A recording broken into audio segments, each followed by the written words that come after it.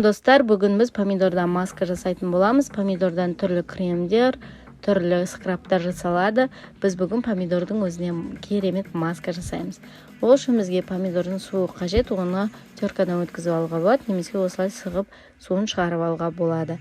Жалпы помидордың бетке әкелетін пайдасы бетті тегіс дейді, реңін кіргізеді және бетті тазалайды. Яғни скраб ретінде беттің ішінде қалып кеткен кірлердің бәрін тазалауға көмектеседі. Осылай жақсылап суын алып аламыз, кішкене езіп аламыз. Маған осы бір жасағанға жетеді. Сосын картоп крахмалын қосамын. Картоп крахмалы білесіздер, беттегі майда әжімдерді кетіріп, бетті тегісін жырып қалады, терлер, солардың жиырылмауына көмектеседі. Бұл масканы жалпы аптасына 2 рет жасауға болады.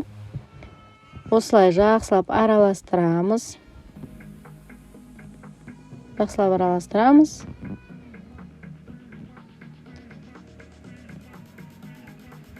Енді міне маскамызды жағуға дайын. Бетіңізді бірінші тазартып аласыз, сосын барып бетімізге жақсылап жағып шығамыз. Бетіңізге әдемілеп асықпай біркелкі етіп жағыңыз, және мойныңызды да ұмытпаңыз. Бетке әжім түскен кезде мойындар да салбырай бастайды, сондықтан мойынға да күтім керек. Бетіңізге маска жасаған кезде мойныңызға да жағуды ұмытпаңыз. Осылай жақсылап жағып аламыз.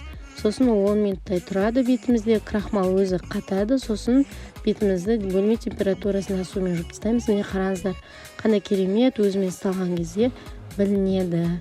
Сосын бетіңізге арналған, қандай бетке арналған крем сізде дәл соны жағасыз, өз бетіңізге арналған.